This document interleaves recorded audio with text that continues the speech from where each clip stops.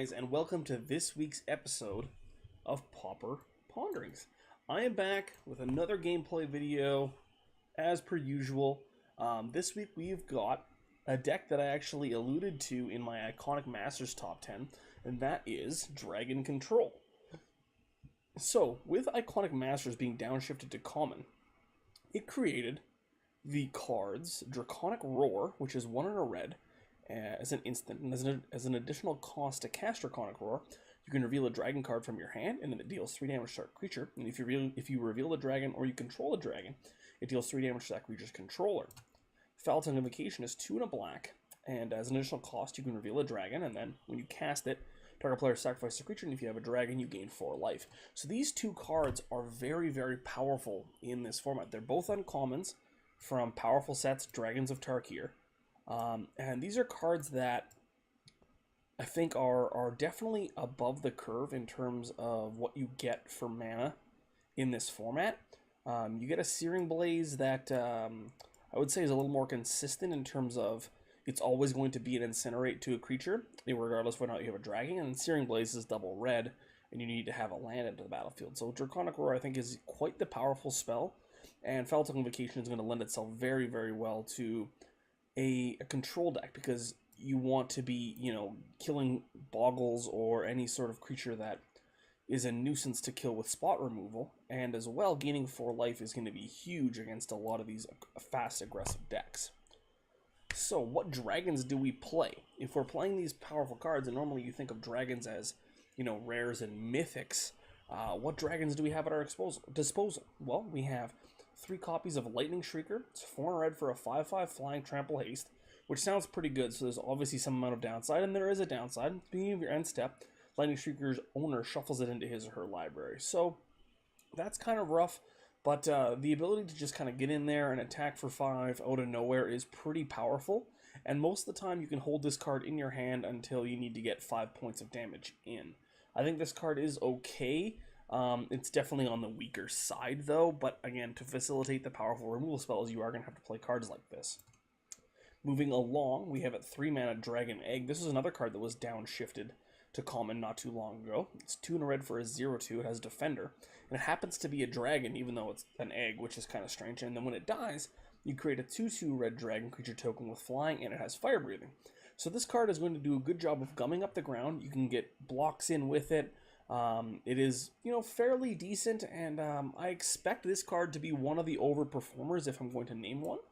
And then finally, we have Dragon Hatchling. It's 1 and a red for a 0/1, and has flying, and then it has fire breathing. So another creature that we can play out early, and then hopefully into the late game, it becomes an actual threat.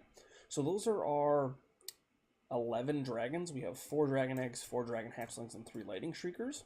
If we move on over to our removal spells, we have 2 Firebolts for early creatures, 2 Flame Slashes for early creatures, because this deck is really about destroying creatures. This could be Lightning Bolt, but the fact that it's Flame Slash really lends itself to want to kill, larger creatures rather than just Lightning Bolt. We're not going to be going to the face very often. That's what our dragons are going to be for.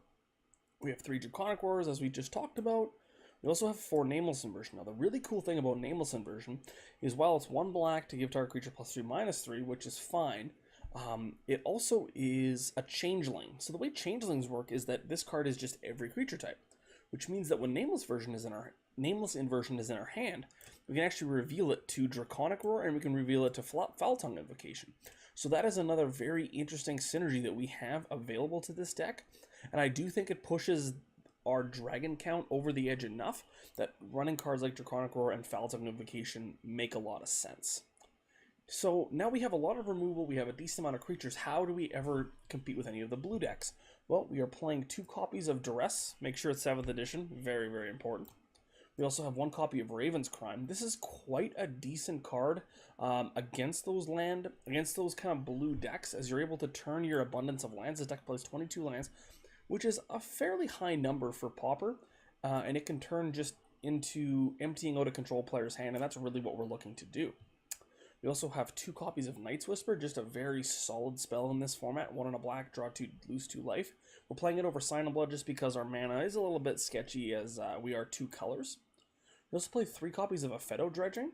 This is kind of an interesting card. It's from Onslaught. It's 3 and a black for a sorcery. Return up to 3 target creature cards from any creature of the one creature type from your graveyard to your hand. So, you know, depending on the late game, if we draw this, we're able to, you know, return 2 Dragon Eggs and a Dragon Hatchling, or a Lightning Shrieker, Dragon Egg, and a Dragon Hatchling back to our hand. It's going to be quite decent. Now, unfortunately, they have to be creature cards, so we can't return Nameless Inversion, even though it is a dragon. But this card is still pretty powerful, and I expect to do some pretty good work in the late game. And then finally, we have probably one of the most important cards in the Pauper format right now. It's Thorn of the Black Rose.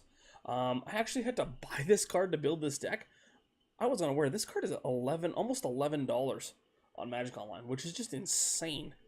But it is very powerful. I've gotten destroyed by it on Magic Online a bunch. I hope it's going to do good work for us. It's if you're not familiar, it's 3 and a black for a 1/3 with Death Touch. And then whenever it enters the battlefield, you become the Monarch. And if you're not familiar with how the Monarch works, is you become the Monarch, and then whoever is the Monarch draws a card on the end step. Now, to become the Monarch, if you have it, you have to deal combat damage to that player, then you become the Monarch. So, against any sort of slower deck that doesn't play a lot of creatures, so like blue-black control, landing a Thorn of the Black Rose is a really good way of just completely burying them in cards. So, you know, playing that card along with the Duress and the Raven's Crime, this deck is very removal heavy. I do think we have some game against the blue decks for that reason.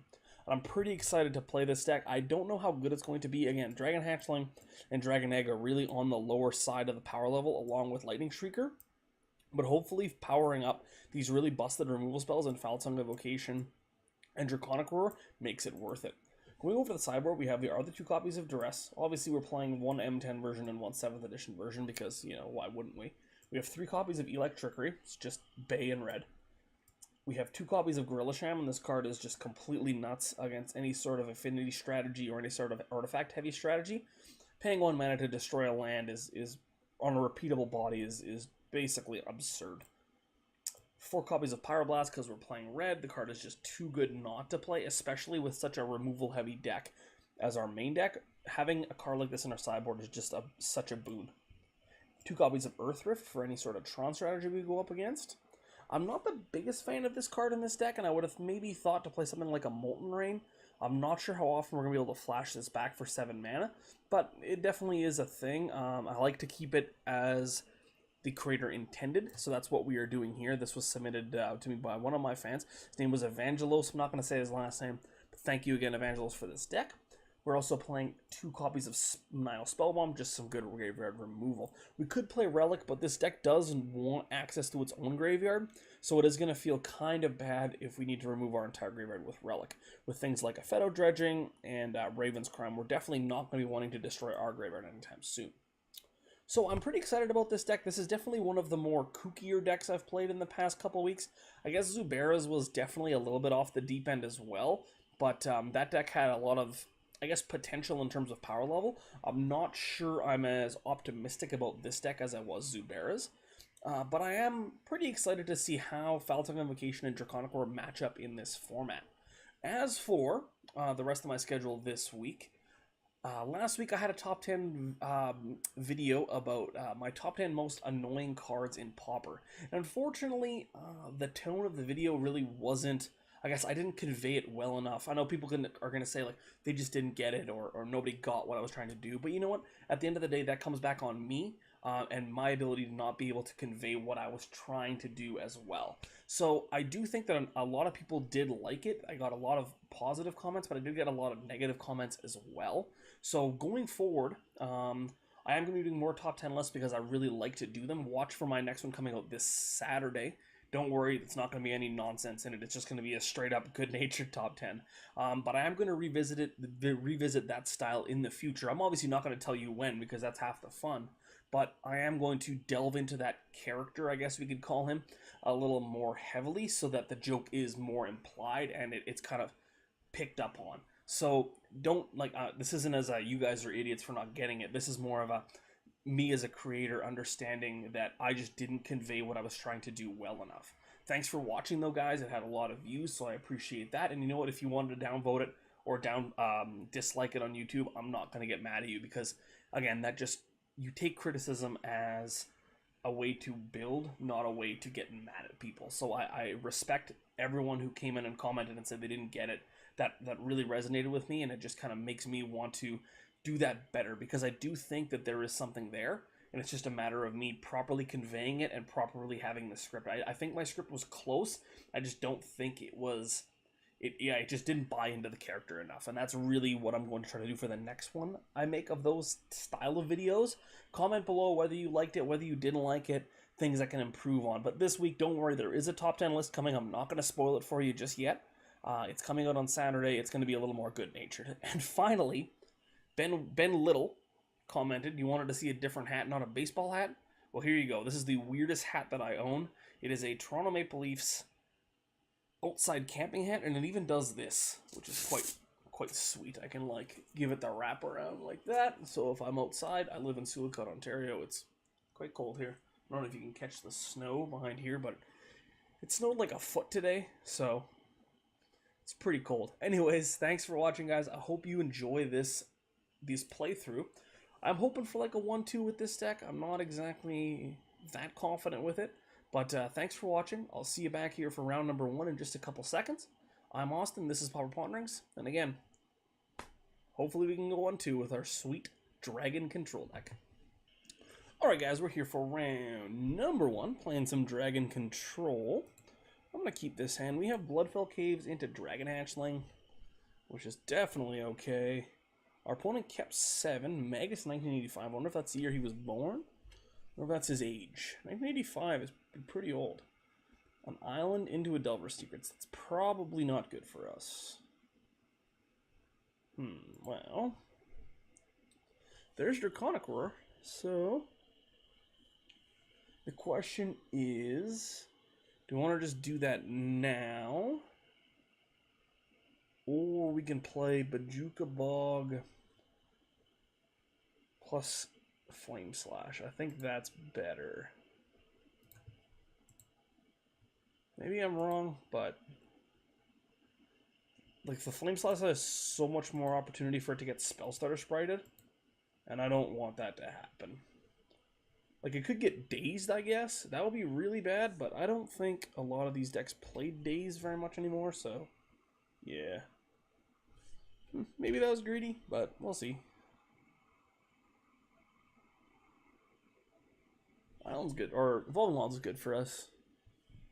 At all points, I just want their lands to come into play tapped. Mountain and another Delver, sure. Nameless Inversion. We kind of have to go off curve here. And Draconic Roar this thing, I guess. I don't think I want to let him untap. So I am just gonna Draconic Roar it. What's the? Well, I guess we'll name. We don't want to show Nameless Inversion. I guess we'll just show Dragon Hatchling. This feels pretty good.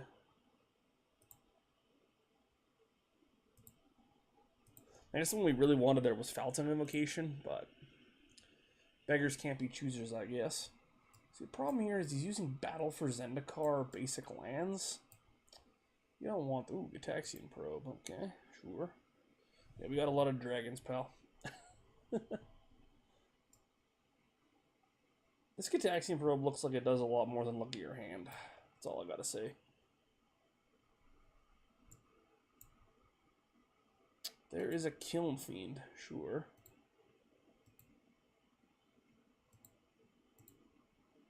So we're playing against...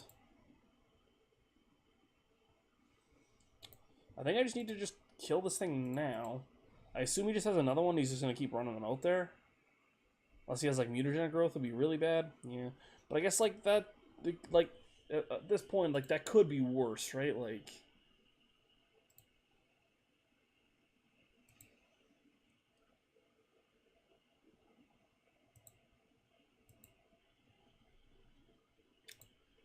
Like if that happens on his turn, we're maybe just dead. So this is not Delver. It's Nivik Cyclops or whatever. Another Kiln Fiend. That's not good for us. We need to draw mutual removal spells. Take 1 down to 20. Bloodfell Caves is not the removal spell we were looking for, so we're going to have to fade Dian here. So there's a very real chance we die. Haha, Dragon Egg. It blocks Kiln Fiends, right? That's how this works. It's even an uncommon. How fair is this? He's got these commons that are just infinitely better than our uncommon.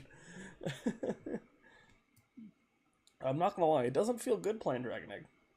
I thought maybe you would turn around, but no, it does not feel good at all. Especially that our Nameless Inversion didn't destroy his guy. It's pretty sweet though. Like, is that the joke? Dragons like treasure? Is that? Am I just totally oblivious on that fact? I guess.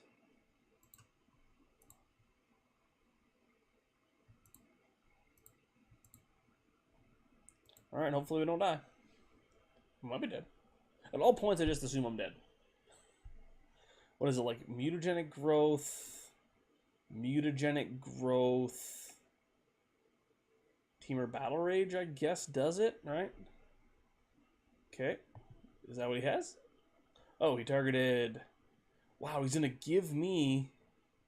That's an interesting target. Does Teamer Battle Rage kill me here? Oh, yeah, it definitely does. But I have a dragon now. Okay. Okay, alright, alright. Okay, well. We need the Duresses for sure, and none of this is even that good. Yeah, I don't think this is a Thorn of the Black Rose matchup, and I don't think it's an Aphetto Dredging matchup. So maybe we just want the Pyroblast. Doesn't feel good, but it kills Nivik Cyclops, I guess. This isn't a Dragon Egg matchup either, but I don't know if any matchup is a Dragon Egg matchup, to be honest. Alright, Magus 1985, do your worst. I would like to play first. Well, this hand is unkeepable. Ooh, this hand isn't good either, but I guess we'll keep. I just want red. I'm going to put this on the bottom. He's on 6. So the good thing is we get to Raven's Crime on 1. So we have like a play. So I mean that feels okay. I think for this matchup we gotta put the flaps down. We're not gonna do it up though, just the flaps down. Alright, Ponder goes away. Sure. So the fact that Rakdos Carnarium is actually quite nice, because if we draw something like another Swamp next turn, we can go Raven's Crime you, play Rakdos Carnarium, get another land. There's a Duress, which is probably okay too. I'm going to aim that at him. Just to use our mana. Apostle's Blessing, Ponder, Kiln Fiend, Double Mountain. So we probably just want to take the Ponder. He can't even cast it though. Let me just take Apostle's Blessing actually. Play Rakdos Carnarium. Turn Swamp. And ship the turn. Man, Swamps are really bad in this deck. Like, ugh.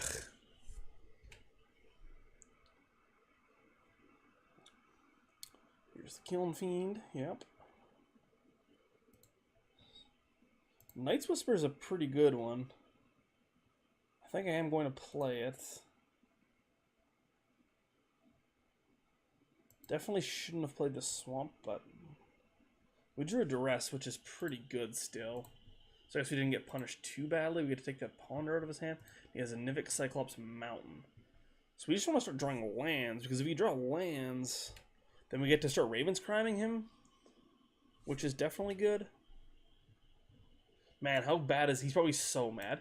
We went turn 1, this Duress into this Duress. Eey. There's 2 cards in hand. We're looking for a land here. Duress currently doesn't hit anything. The question is like how...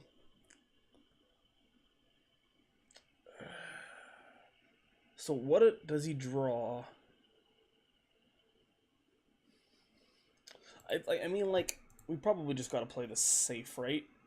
If he drew something that okay, so he drew. All right, well, we'll just do that, and then we won't even give him a chance to do anything. Just destroy it now. We have Pyroblast for the Nivik Cyclops, so I'm not scared of that one if he ever draws a blue. Another Kiln Fiend, sure. Draconic Roar is also a good one.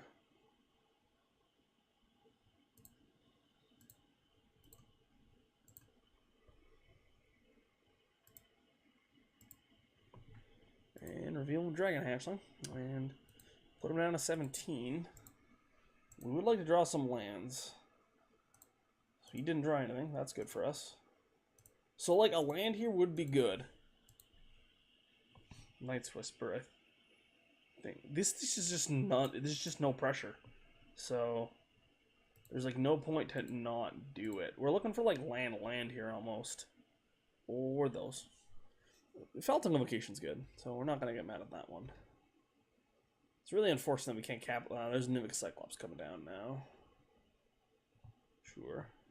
We need to draw a land. It's not a land. We are going to Pyroblast this now. I think... One card in hand, no reason to give him another opportunity to not do this. Good. Alright, so we did win that game, literally doing nothing. So which I am definitely okay with. I like our configuration here. Maybe I should have Foul-Tongue Invocation that thing, but I think we should have saved, saving the Foul-Tongue for the Kiln Fiend, I think made more sense, because the Pyroblast really only kills the Delver and the Nivik Cyclops, so. I think our matchup is actually pretty decent. I'm going to put the hat back up.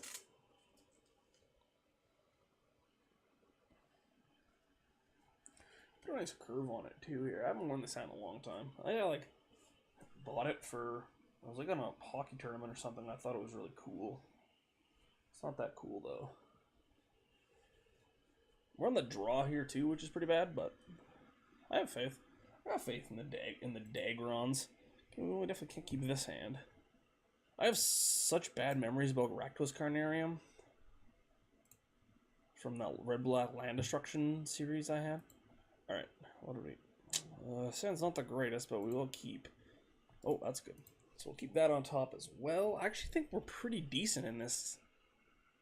with this, especially with him on Evolving Wilds and not a Delver. So we get to lead on Duress, which is really good. Really, really good. So we get to Duress him on turn 1. How mad is he at these 7? Alright. He has double Nivik Cyclops. Okay. Unfortunately, Nameless Inversion doesn't kill them, but we get Foul-Tongue Invocation as a reveal. And we'll just take the Teamer Battle Rage for now. And ship the turn.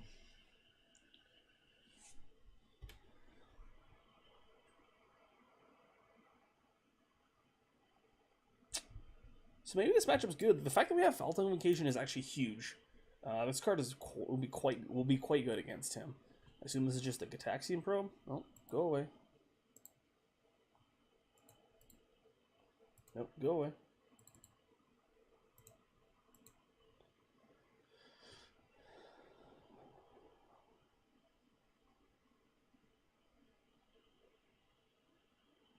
So we paid 2 life and spent a blue. Interesting. And then he brainstorms. Okay. Well, his hand is infinitely different now. Radiant Fountain is definitely a little ambitious in this mana base of a bunch of fire-breathing creatures. This mountain's so nice, though. Look at it. Beautiful. So is this swamp. Oof. These islands, though, not too nice. There's Delver Secrets. Okay.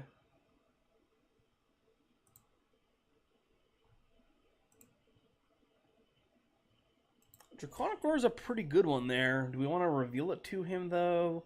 I think we do, because Flame Slash kills Nivik Cyclops. Nameless Inversion doesn't, so I am just going to go ahead and... give this the old Draconic Roar. And we're going to reveal Nameless Inversion. That is a combination. So I'm definitely okay with my spot right now. I have a lot of spot removal in my hand that kills his creatures. But, like, his deck is full of Ponders and Brainstorms and Preordains and Gitaxian Probes. So, you know, at any point, it's very easy for him to find new stuff. So, I'm not going to hold my breath on my hand being good, but it's pretty tough to sculpt a better 4 cards in my hand. I think these are the games where Raven's Crime can be actually quite good.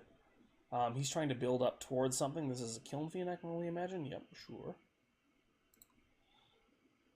Another Draconic Roar, which we're definitely going to try to cast.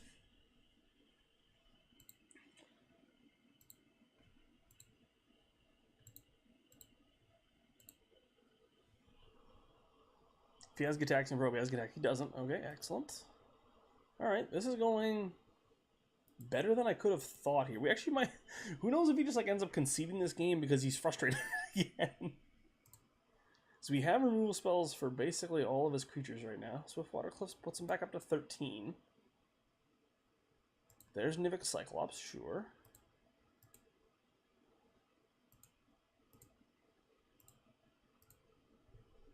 Another Nameless Inversion.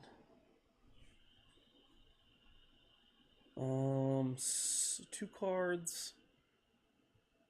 I think we're just going to go with the safe route and Foul-Tongue him. Reveal Nameless Inversion. Go up to 26. We need to find a threat, though. And unfortunately for us, we don't have a lot of threats in our deck.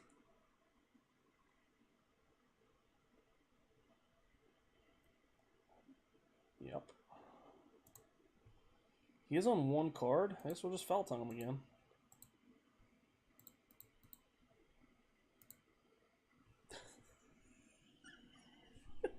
This is awesome. Okay, Foul-Tongue. These cards have been good, and I think this is definitely the matchup for them. If he just keeps jamming threats, though, it might be bad for us. And again, he has the Ponders, so in situations like this, he's definitely favored. Another Nivik Cyclops, 1 card in hand. You can't. Oh, it's a Ponder. Okay.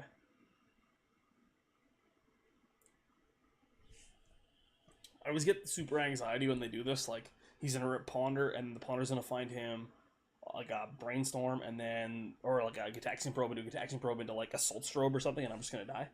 But can't think like that. There's a Dragon Egg. The question is, do I want to just get this thing off the table? And I think I do. So I want to Flame Slash. If he has a pump spell, like a Nameless Inversion in response. Unless this is just a counter spell.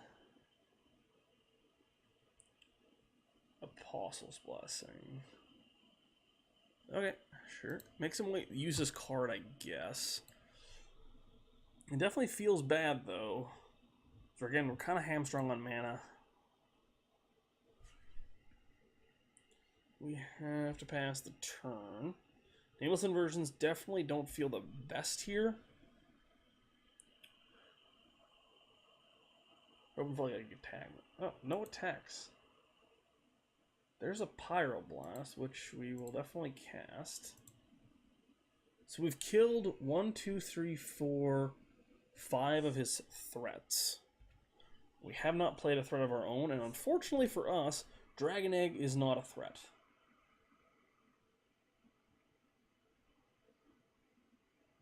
He's going to see a hand of nonsense. Yeah. This is kind of in those bad spots, and I'm not even going to be mad if we had a Aphetto Dredging in our deck, it would actually just do nothing at this point. None of our guys have been killed. So definitely going to jam out the Dragon Egg. It feels really bad. We're going to wait until he has a creature in play before we Duress.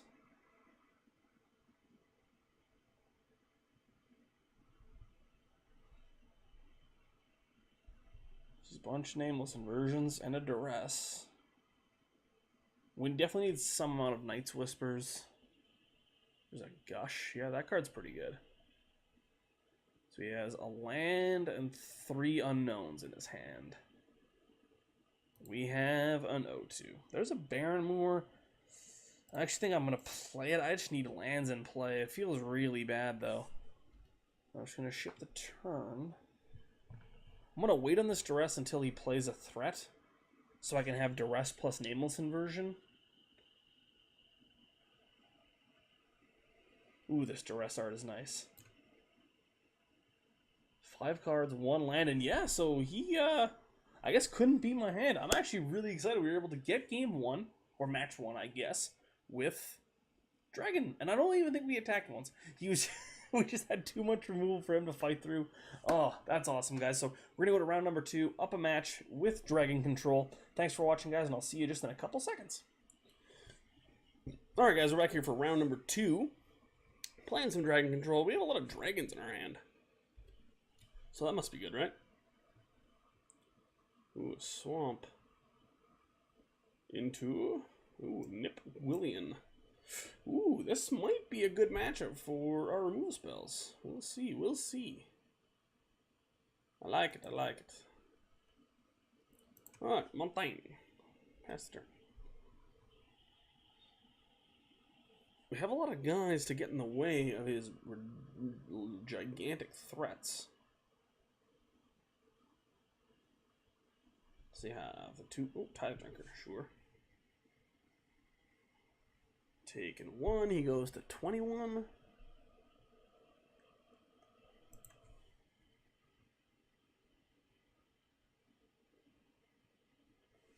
This thing's pretty scary. It's just a hag, though, you know? He's on 3 cards. It's probably okay for us. Tithe Drinker is a good card. Unfortunately, Dragon Hatchling doesn't do a lot. We need to draw some amount of lands. Or another Dragon Egg also would be good. The Foul-Tongue Invocation is going to be good if we draw some lands. Dragon Hatchling with a red mana will trade with either of his creatures. I doubt they're going to stay that small very long, though. Probably has the Divinity of Pride or whatever it's called.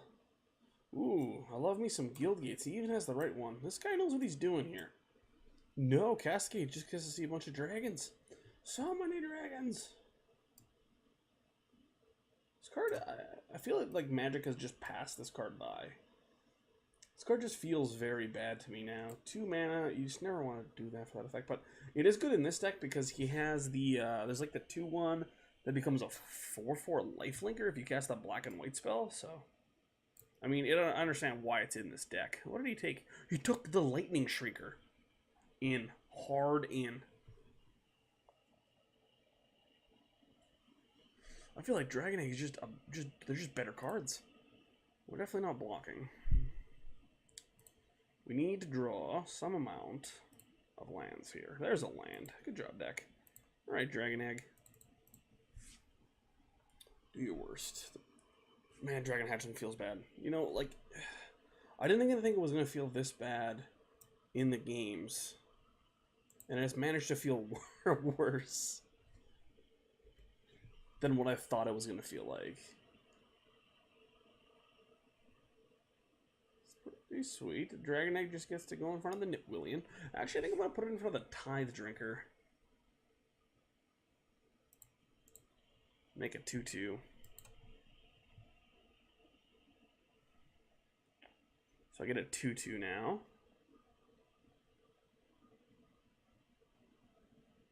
No, am I getting Cascaded again? Oh, yeah, this is the guy. It's 2/1 here. When you cast a black and white spell, it didn't extort. Interesting. So what could no extort mean? Not quite sure. That 1 extra mana is nice, though.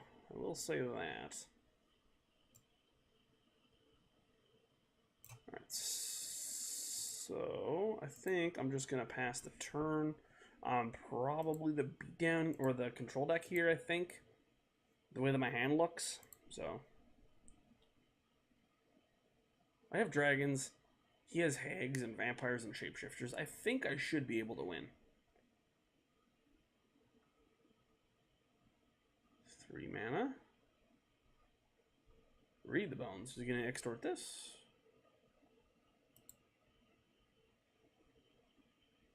He does. Okay. Out of 14, he goes to 28. So if he does attack, I just need to get this Nipwillian off the board because I'm fairly okay with the Foul-Tongue Invocation trading with either of these two guys. I'm not okay with the trading with the Nipwillian, so that is going to be the question of what he decides to send in here. I don't think he's going to be sending a Nipwillian. He doesn't even send anything. Sure. Thorn of the Black Rose is definitely what we're looking for, though. I have flyers. It's pretty tough for him to become the Monarch. And I should be able to bury him in cards now.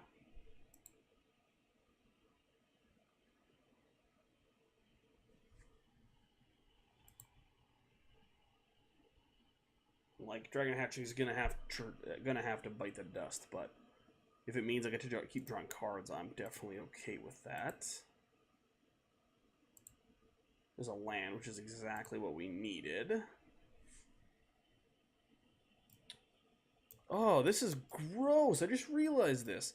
The Dragon Age 14 makes the Dragon token from Iconic Masters. Ew. Another Night Sky Mimic, sure. So, Dragon Hatchling will be blocking Night Sky Mimic. Thorn of the Black Rose is a pretty good blocker against him as well. These Monarch cards are pretty ridiculous, actually.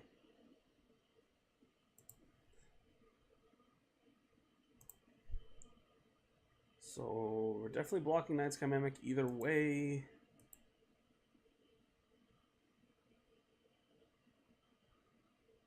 So it just sends in the 4/4, which is fine.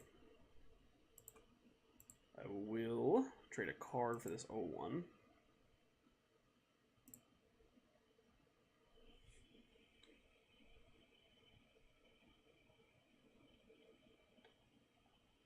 Castigate, so he probably takes the Foul-Tongue Invocation here.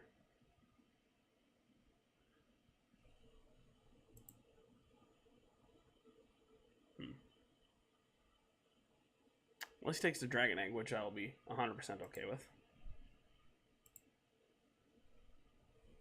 But I assume Foul-Tongue Invocation is going away here.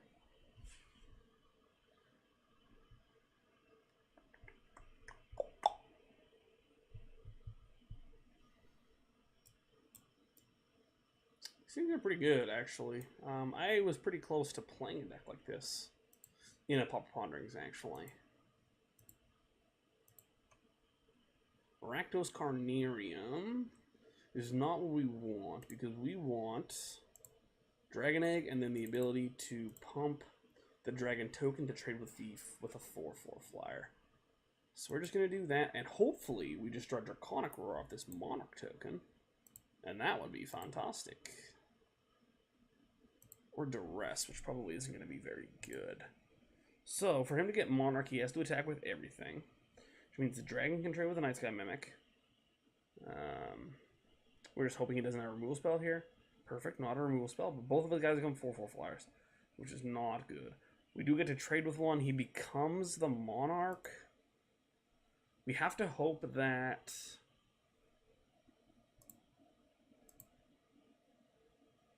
he's kind of too scared to send anything.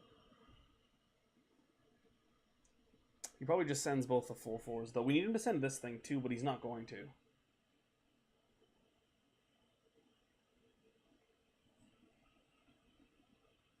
What is this? Target player loses X life, and you gain X life, where X is greater. This card is not good. Alright. I think we have Duress in our hand. We do get extorted. Now, I guess he attacks us with both the 4/4 flyers. Yeah. No 2/1, which is unfortunate.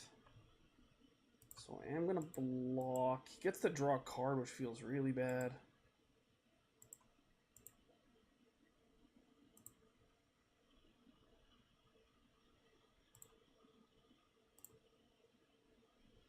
We need to hit him back. I don't think it's worth going to 9, though. Or going to 1. Ugh. Man, Dragon Egg sucks.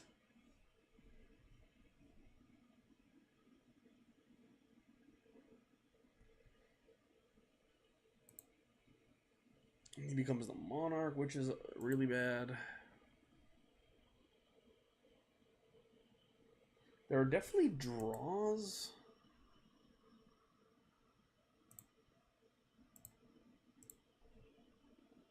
Swamp is definitely not one of those draws. So we can attack with the Thorn. Get him to just lose a guy.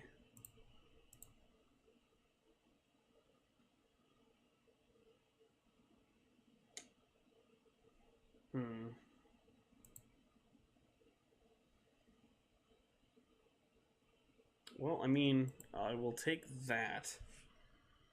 I will become a Monarch again. Absolutely. So I guess we just jam this thing.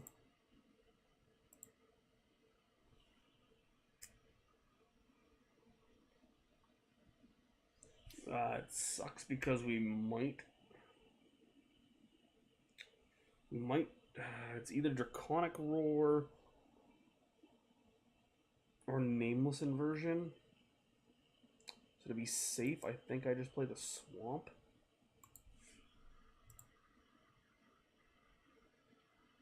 Or we just draw a Mountain. I mean, like that's fine too. The unfortunate part is we just need him to not let that thing play a black and white spell, right? That is the key. So he didn't, which is good.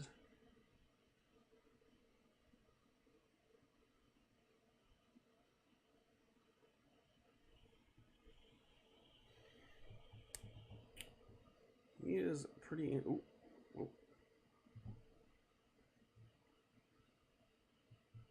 Not sending in the Tithe Drinker. Okay. We'll go to blocks. Like so. Take 1. He becomes the Monarch. The next turn I get to become the Monarch, though. Pretty much guaranteed.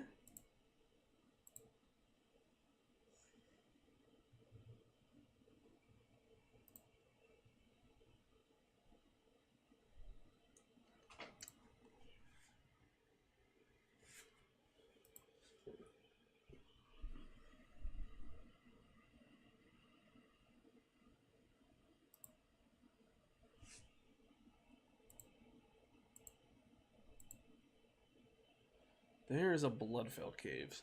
Okay, so I guess we just give him the old Duress and see what happens.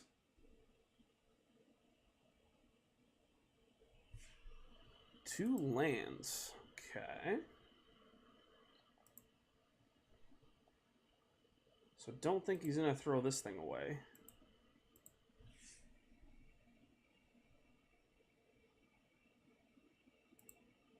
He did not. Okay, good. You become the Monarch again. Then we're just gonna play...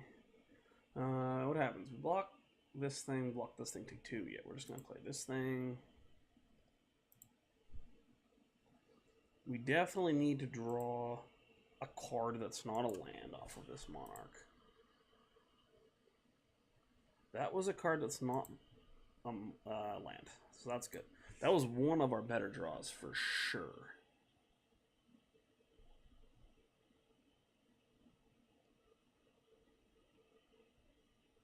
Gains a life.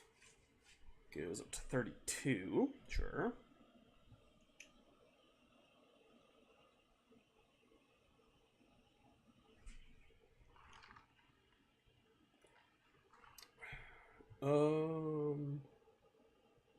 Currently doesn't matter. We take, I guess, 3 in total. We go to 1. Okay. It's probably not good. We're gonna get Essence Harvest. I called this card terrible.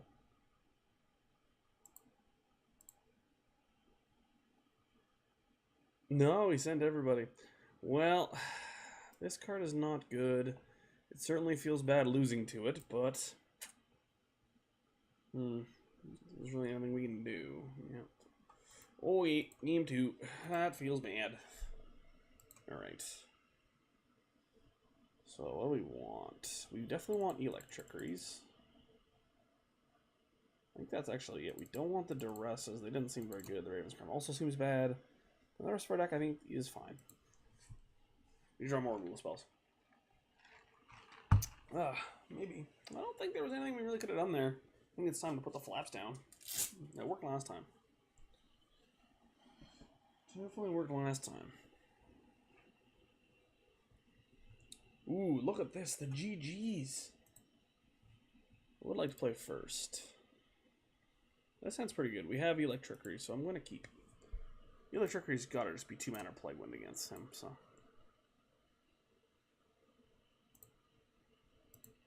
Play a Swamp and pass turn. We don't get that sweet Dragon Hatchling on curve, which feels kind of bad, but, yeah. Beggars can't be choosers, I guess. Ooh, Eternal Master Scoured Barrens, though. That's not the best. Look at this synergy. Radiant Fountain into Night's Whisper. It's like we didn't even lose 2 life of Night's Whisper. Okay, those cards weren't very good, but that's right. Shift the turn. Oh, this card is...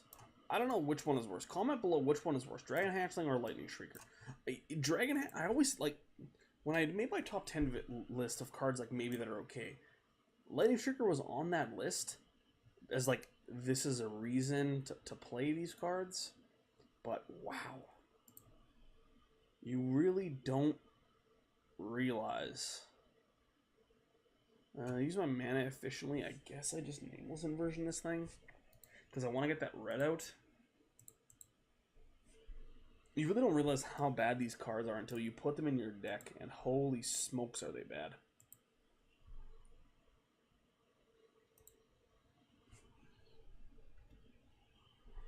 This is like a fairly popular deck on Magic Online, this like black-white,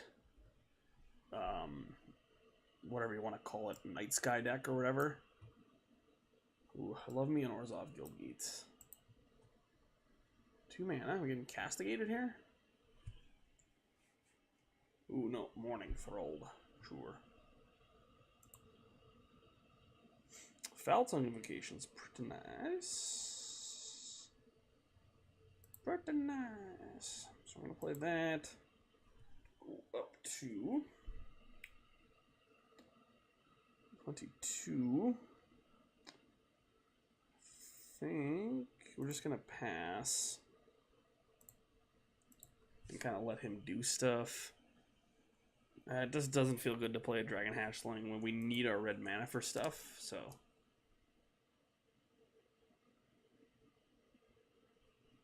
This thing's pretty scary. It looks bigger than a 1/1. This deck's very flavorful. We got this Orzhov card. We got the Orzhov Guildgate. I guess this has nothing to do with Orzhov.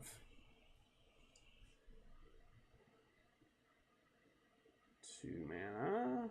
Ooh, Castigate. Womp womp. I guess it makes more sense.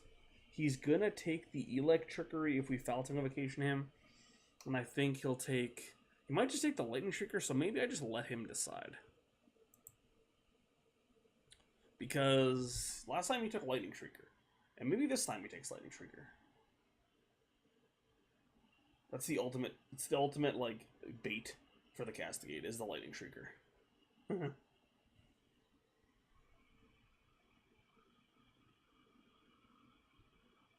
Please take it.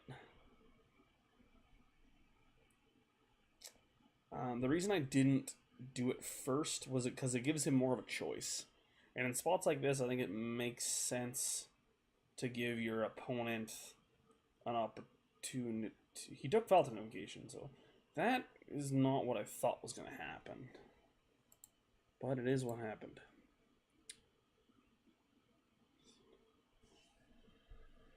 Attack me for 1. Yep.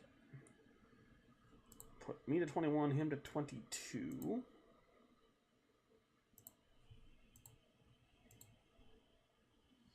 Draconic Roar is a good one too. 1, 2, 3, 4, 5. I think I'm just gonna ship the turn. I need more red mana.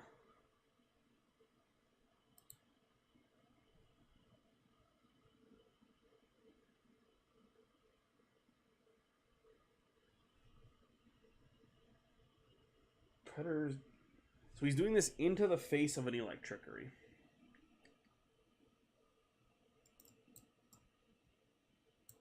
So it makes more. What could he have?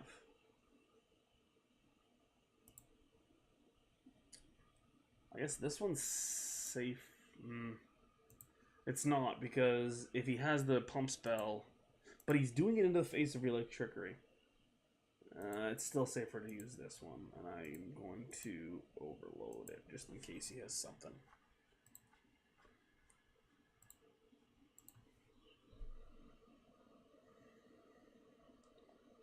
I'm assuming he doesn't have anything. He just accepted it for what it was. I guess I can respect that.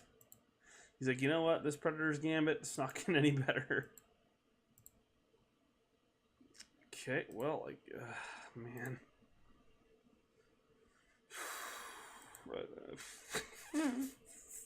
I think it's just this thing. It feels so bad, but that's what you gotta do, I guess.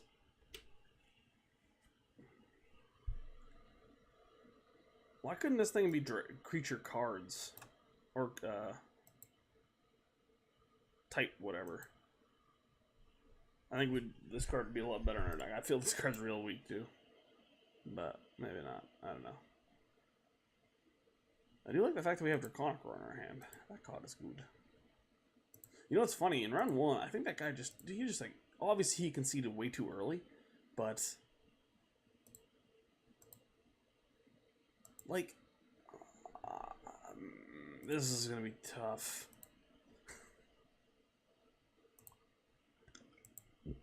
I don't even know when the best time to get this Lightning Shrieker in is.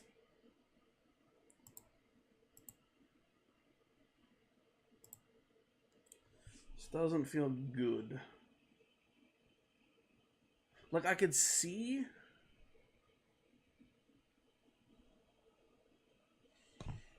I'm definitely taking that. I think that, like, this deck would actually be sweet if the Aphetto if Lightning Shrieker died on your end step. Because then the Aphetto Dredging would actually make sense. You can kind of like combo them in a sense. Another mountain. 1, 2, 3, 4, 5, 6. Alright. Dragon Hatchling, do your worst, my friend. The question here will become is if I Nameless Inversion it or not. If he tries to journey to nowhere, it really just milking this Lightning Shrieker for all it's worth.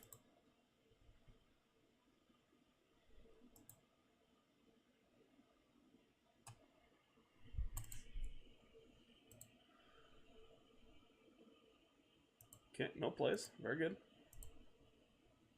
Ooh, Dragon Egg. Alright, that's something we can actually start doing something with. I think I'm still getting in for 1 here, though.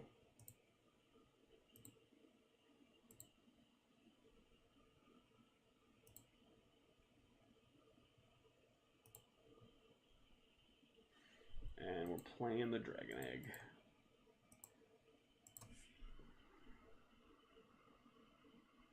And we're passing. So we have this Nameless Inversion, which we actually might use to kill the Dragon Egg. Because then we actually have some threats in play. Tithe Drinker. Maybe that thing's getting Draconic Roared.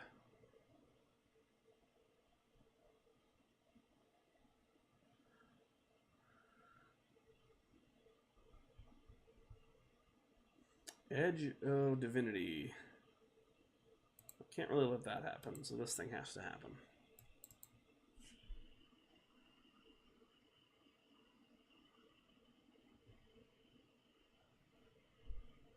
Assume we're getting extorted, though. Yes. Yes, we are. So that was a nice 2-for-1. We don't have any dragons in our graveyard. Feels pretty bad.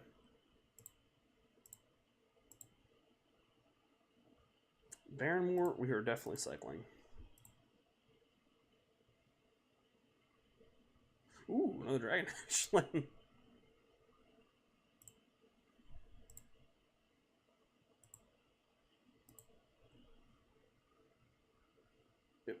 They don't even scale well.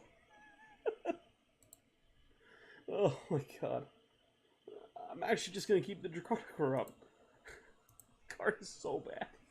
Oh my god.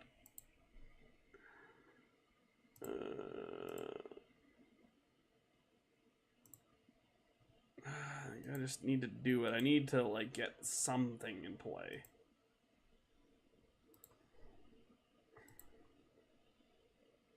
I actually think I'm going to take 3 off of this. The way this card is worded.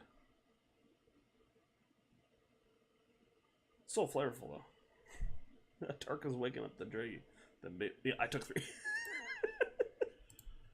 I still think it was right. No, Bloodfell Caves. Gives us another red to fire breathe with. Okay, I think we're just going all out now. Alright, Lightning Shrieker. Start trying to make some dents.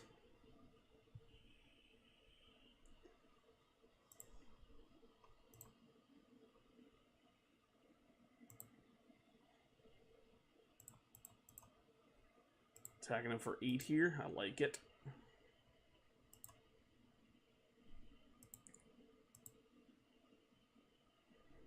So we have a Dragon Egg in the graveyard. That is our current only dragon in the graveyard. Hopefully our opponent just continues to do nothing. Another Dragon Egg. Okay, I don't think we're playing that. We're just pumping Dragon Hatchling a bunch of times.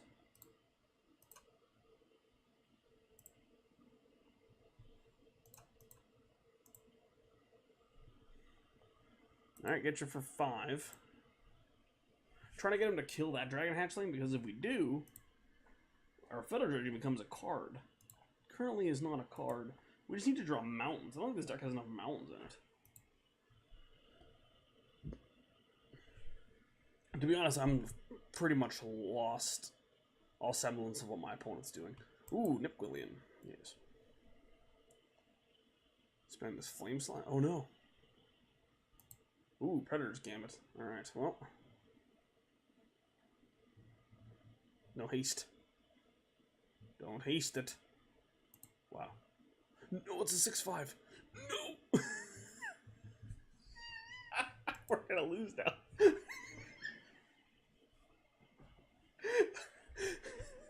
Oh my god, this thing's so big.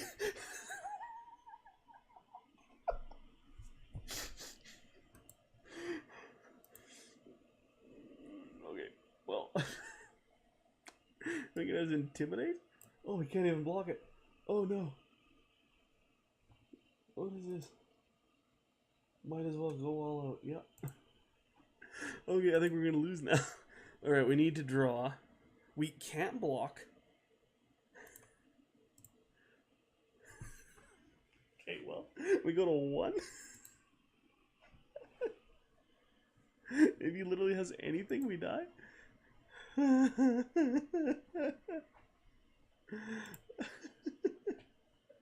Intimidate. No can't block super artifacts or creatures of share color with it. Okay, well. In we go. Pay a red.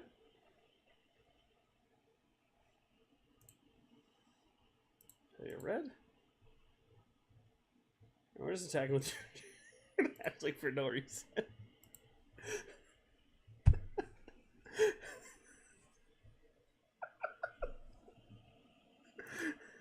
Okay. Well, we got him on a 1-turn clock. Unfortunately, he gains 18 life on his turn.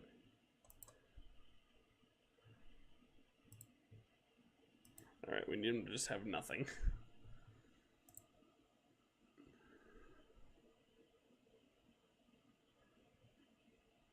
Don't do it. Oh, he has the thing.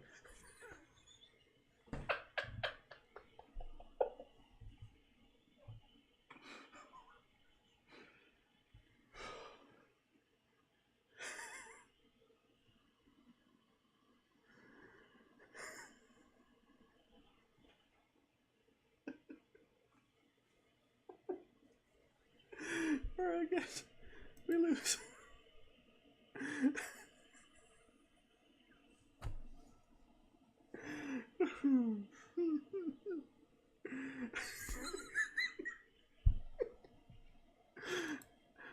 Oh my goodness. It's a 23-21 Nip William.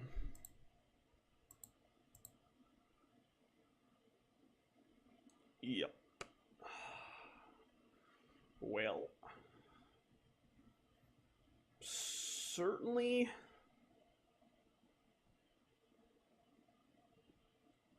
This is certainly not good.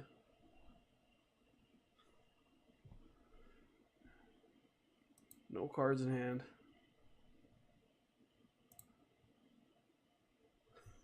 Well, guys. Hopefully we can salvage something in round 3.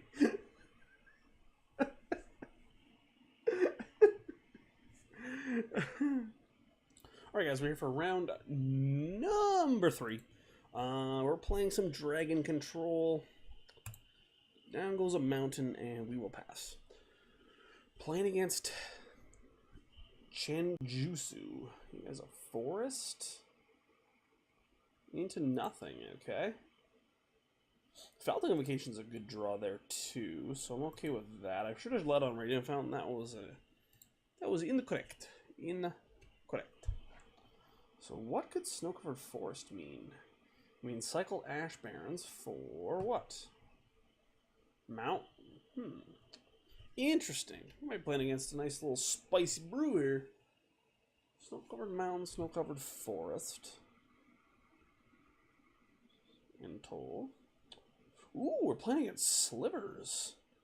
Well, this is fun. Alright. Radiant Fountain.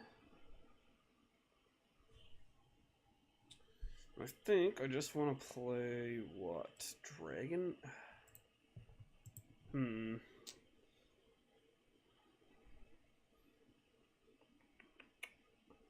Just play Dragon Egg here. If he makes it so his guy's bigger, I'll just block and make an actual threat. And then I can untap and go, you know, Flame Slash plus Nameless Inversion if I want. Maybe I should have played Mountain there so I can go Flame Slash, leave up Nameless Inversion, but this way I can also go Foul-Tongue Invocation plus Flame Slash next turn. Especially if I'm able to let my Dragon Egg die and his Heart Sliver kill my guy.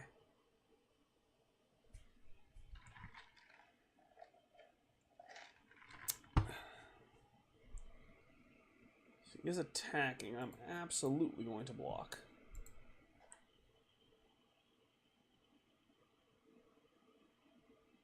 Not sure what else he's doing here. So he just didn't want my Dragon Egg to die. Okay. That's a good one. It's certainly not good right now. But we are going to get on this Flame Slash this thing plan.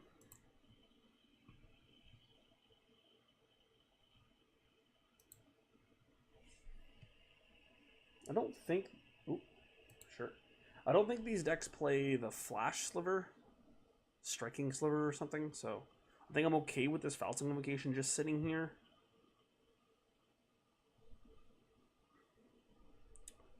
Island. So this guy is actually just straight up probably 4 colors. I don't think there's any good black common. I guess there's the Frenzy Sliver. Oh.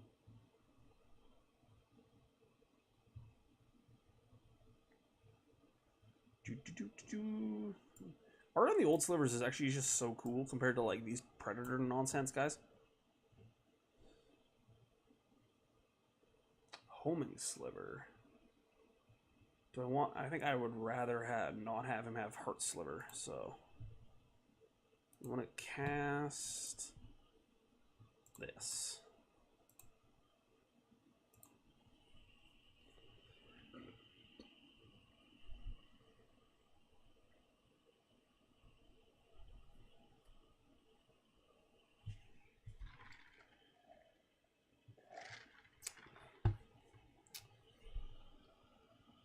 I'm going to play another Dragon Egg and kill Homing Sliver on my turn.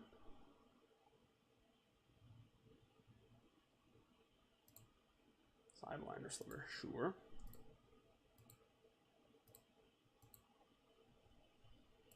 This is a Duress, but I don't think that's what we're on right now. Oh, I can Sliver Cycling that. That's really cool.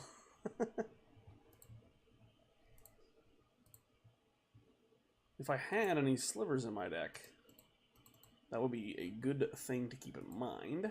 There's a Dragon Egg. So once I get the Dragon Eggs down, hopefully my plan is then to cast Thorn of the Black Rose and then sit behind the Dragon Eggs. Another Ash Barrens. This card's very good. I'm always like scared they're going to play Gale Riders, or yeah, Gale Rider Sliver off of this island, but that card's not in the format. They do have Heart Sliver though. This card's pretty good. Another Plains for a Sinew. Yep.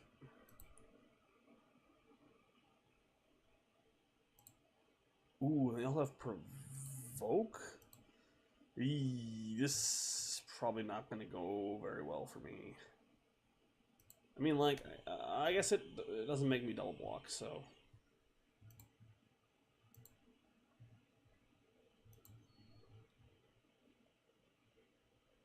Wait, what?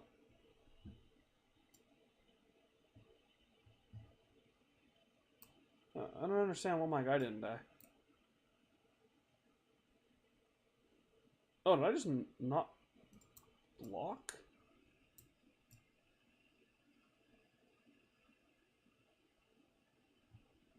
I don't understand.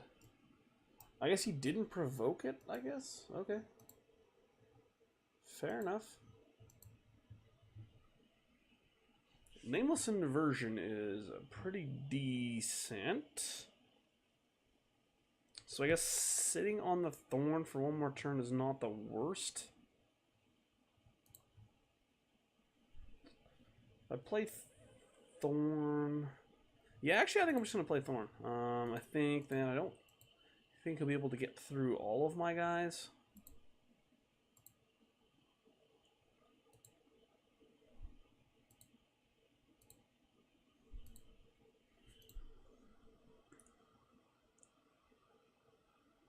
Right, unless... Oh, wait. You can just make one...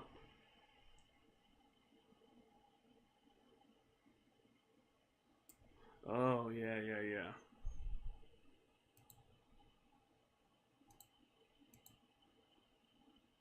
Oh, he didn't attack. Okay, well, I'm okay with that too, I guess.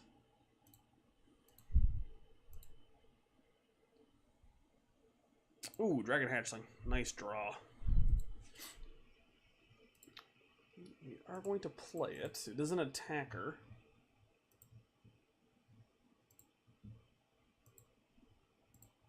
So I'm going to keep drawing cards, which is pretty good. But I am going to have to kill this Provoke one.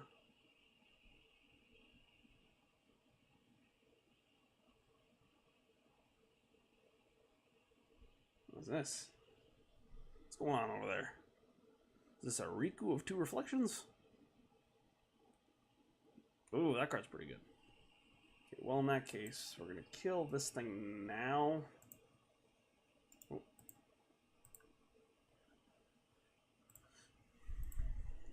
I wasn't alive when Provoke came out, but I'm pretty sure it's bad for me.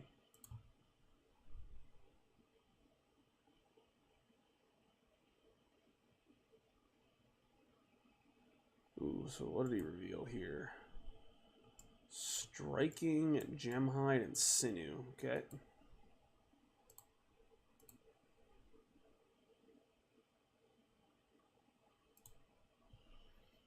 Well, I am going to go to block, so I'll block here, I will block here. And I guess this one blocks here? Yeah, that makes no sense. This gets -1/-1.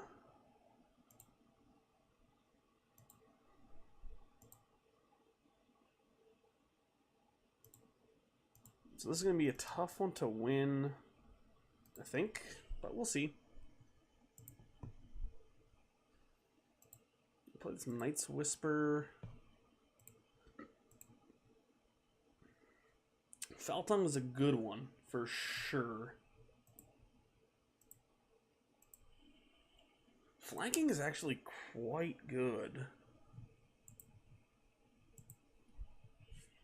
The question becomes, what does he attack with now? I can fend off him getting Monarch again.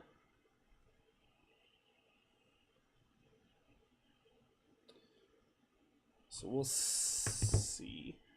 First strike, no problem.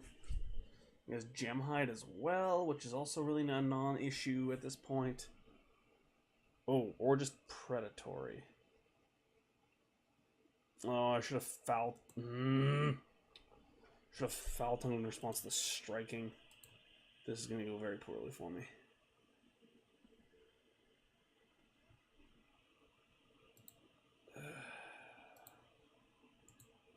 Very, very poorly.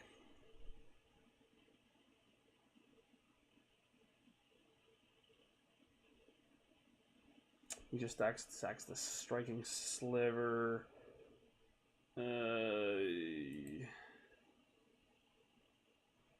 All these blocks are horrific.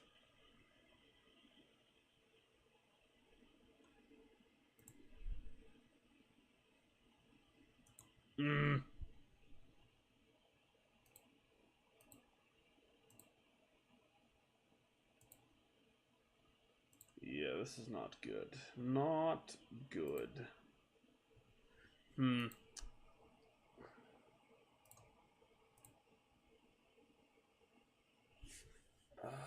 To team up to kill a thing has to be this one, which makes it feel even worse.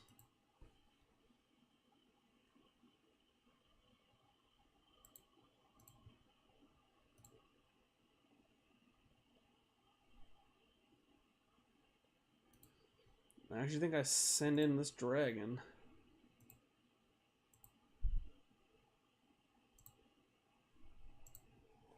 Get the Monarch back and hopefully try to rip something. Aphetto Dredging. Yep, okay. Yeah, there's a plated sliver, another predatory. I am just dead. Alright, well. This might be tough. This might be tough. I don't think I want anything. I'm just gonna have to. I'm just gonna. The Duresses are terrible. I guess we can nab lead the Stampedes.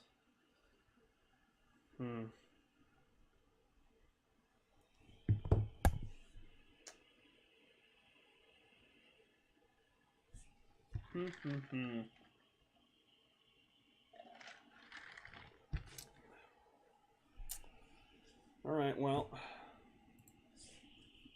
Let's go here, dragons. Would like to play first.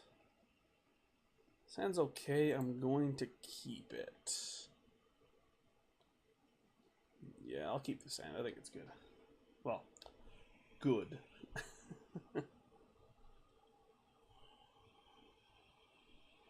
So we have Draconic Roar, Nameless Inversion, Flame Slashes. He's on 6 cards, which is good for us.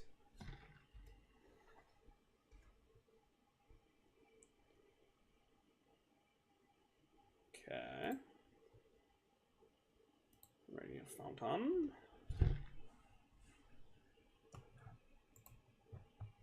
So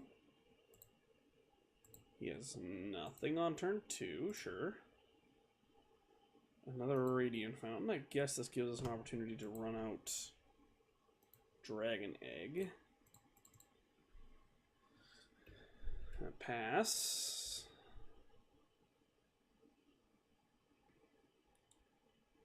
Does find a sliver. So luckily, you get to Draconic Roar it, which is pretty nice. Into Rakdos Carnarium.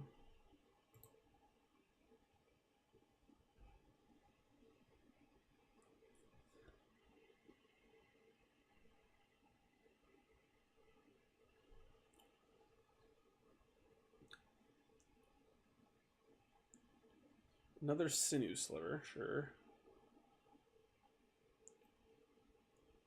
And a Striking Sliver. Okay. Raven's Crime is actually really good here, I think. So I'm going to Flame Slash this one. This actually gets to nab a spell. Plus I get to Flame Slash the Striking Sliver. The thing is we just don't have any board presence.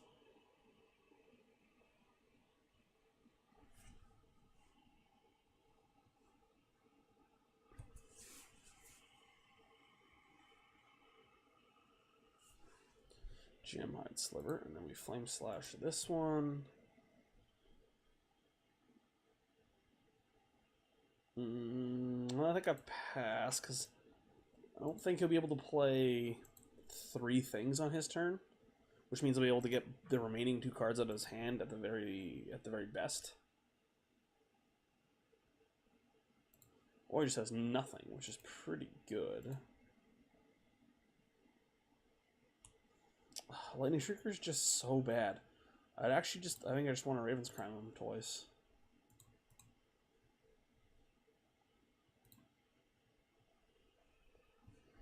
I don't think this was the plan when we went into this game, but it's certainly looking better and better.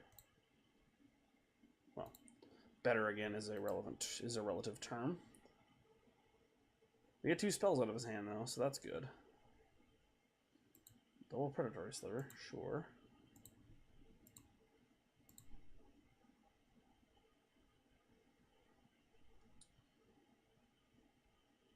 We have answers to a lot of stuff.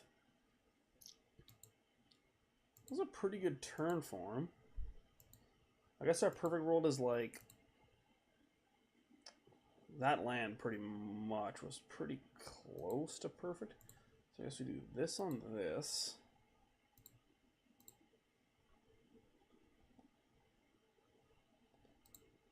Play this. Don't really need this mana. And then Raven's Crime him again.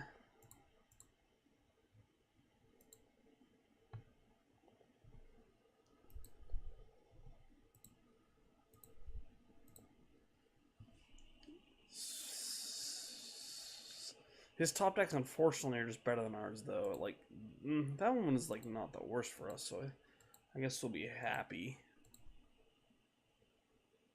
Mountain.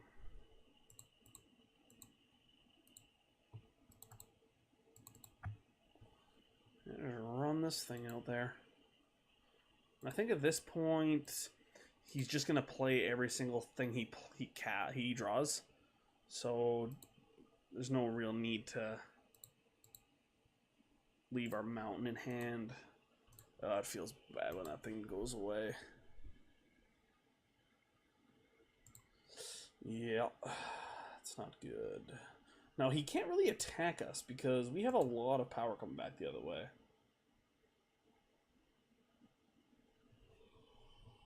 So that is nice. Like, if he attacks us, we get to block, then we have a 2-turn clock on him with the dragon that it makes. So, I mean, I feel good in that regard.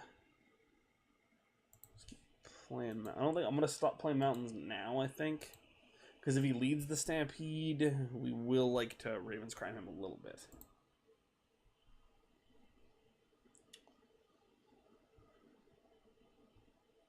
Definitely gonna need something here, though.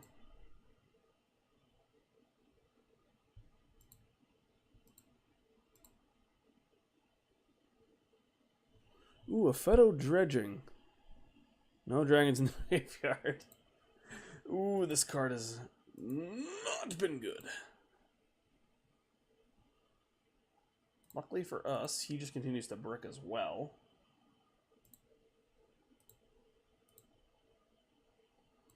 Alright, Dragon Hatchling is a thing. This thing does get in... Man, this Dragon Hatchling is going to make me eat my words. I have 5 red sources in play. It's currently a 3-turn clock.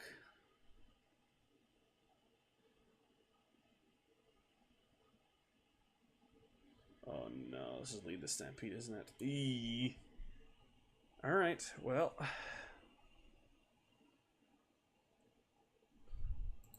2. Ooh, Hunted Sliver's not good. He only got Hunted Sliver, but it's bad.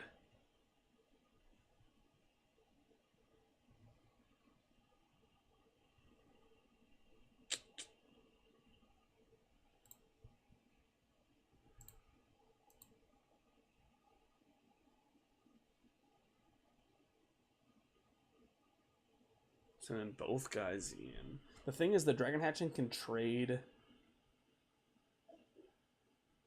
for the thing that it proved. Okay, well.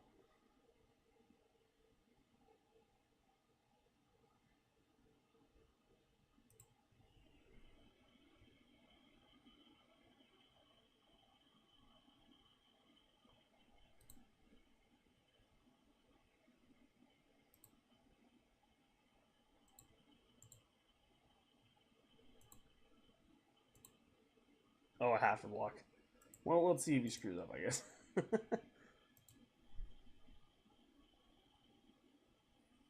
No.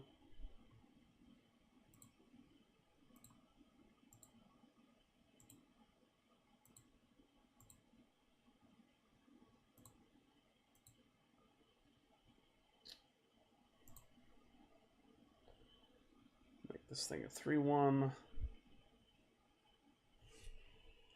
Surprised why he traded off that one.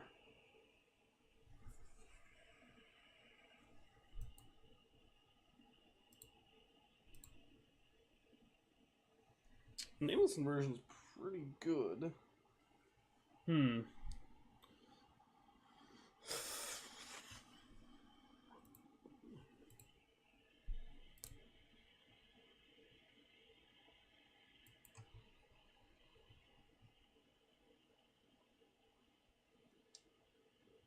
That is pretty scary. Attacks with all 3. We have to block.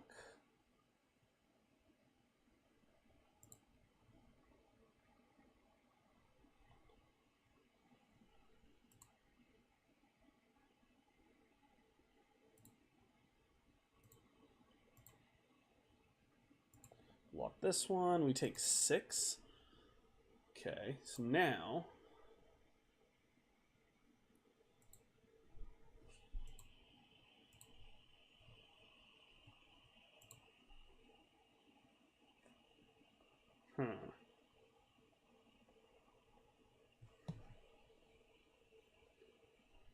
as if it has 4 toughness.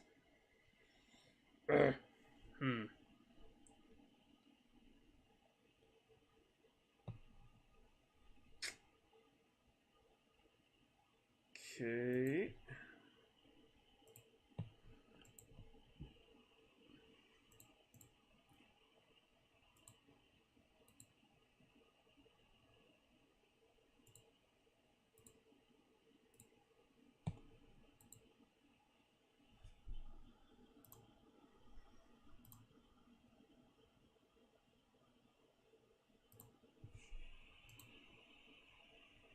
I should have given it 1. Yep. Maybe he just doesn't provoke. Oh, man, that's not good.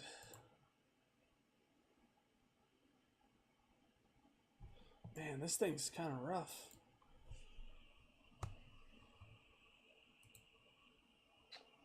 Kind of rough indeed.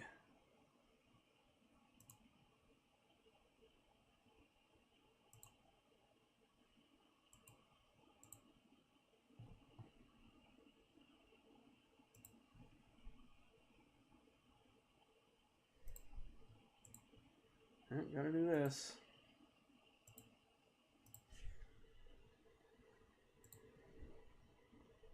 Let's take a bunch there too, which is pretty bad.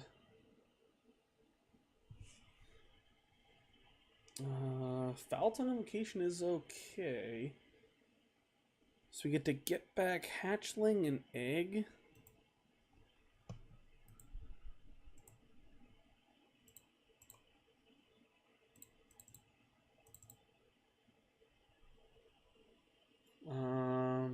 no cards. I actually think we want to just deploy them both next turn. Play Foul-Tongue Invocation this turn. We just need to kind of need him to whiff here. Well, that certainly wasn't a whiff, was it? Well, at least we did this at the right time. They do have a lot of lords in their deck, so...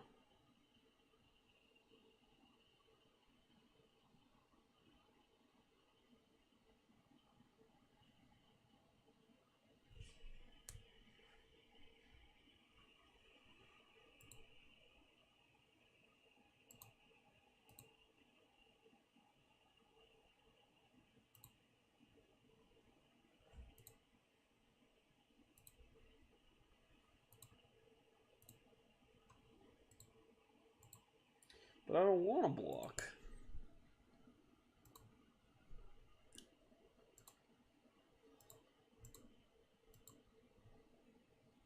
Duress is not a good draw. So we have 5, we can block 2. Yeah, we are unfortunately dead. Well, guys, we couldn't get there against slivers. Apparently slivers are more powerful than dragons. I'll see you in a little bit just for the conclusion of Dragon Control and Pauper. Well, guys, that was a very interesting episode of Pauper Ponderings. We tried to make Foul-Tongue Invocation and Draconic Roar really good, and unfortunately, the creature set just doesn't exist in Pauper. The creatures that we play, Dragon Hatchling, Dragon Egg, and Lightning Shrieker, the cards just on their own are just not good enough. It was pretty funny. We dreaded almost every time we drew Dragon Hatchling. We dreaded almost every time we drew Lightning Shrieker, and Dragon Egg was not much better. In terms of good, this is the first Pauper Ponderings deck I've played with Thorn of the Black Rose. This card is quite powerful, and definitely one of the reasons to go back to a black style deck in the future. As for Foul-Tongue Invocation and Draconic Roar, when they went off, the cards are very, very good. But the thing with Draconic Roar is it's really good when you're an aggro deck. And this is more of a control deck. We're trying to stall the game out. And unfortunately, this deck just really didn't have the ability to capitalize on that 3 damage. As for Foul-Tongue Invocation, it was much better. Gaining 4 life was quite good in this deck. Nameless Inversion, this is a card that sees some amount of Pauper play, but unfortunately, it's just not good enough. You saw in that last game, it wasn't able to go to the face, and the fact that we couldn't kill a 4-power creature with it just did not feel very good. As for the rest of the deck, Aphetto Dredging just, I think, needs to be in a more... It definitely needs to be out of the sideboard, possibly, or as in more of a tribal-heavy deck. The Flame Slashes were fine, the Firebolts were fine, the Duresses were fine. I think everything overall, just the power level of this deck is just a little bit too low. The sideboard, the cards were good. Pyroblast is a very good card. Gorilla Shaman would have been fine. Electrickery was good. The Duresses were good. The Earth Rifts were good. Nihil Spellbomb was fine. So, all in all, it's a solid sideboard, but I think that for right now, Foul-Tongue Invocation and Draconic Roar, if you want to play those cards in Pauper, I think you really do have to wait for better support. And maybe that support starts with, Nameless Inversion and other changelings. But as of right now, Dragon Hatchling, Lightning Shrieker, and Dragon Egg, definitely not where you want to be in the format. So thanks for watching this week, guys. I hope you enjoyed my hat. It's very nice. It's very in theme with the weather. We got like 2 feet of snow in the last 2 days. It's just insane. Like, it's crazy. I'm surprised my internet works, to be honest. But anyways, I have another poll on the website for this video. So if you go to www.themanabase.com, click on my article, I have a poll there. The poll is for your favorite Pauper Ponderings deck. So I'm going to make a couple of options. Please decide. I'm not sure what I'm going to do with that information just yet, but I know that a lot of people did like the polls, and I'm going to bring them back for that reason. So thanks again for watching, guys. And again, if you like this video, make sure you like, share, and subscribe. I will see you on Saturday with another top 10 list. Again, I'm not going to spoil it for you. But, yeah, thanks for watching, guys, and see you on Saturday.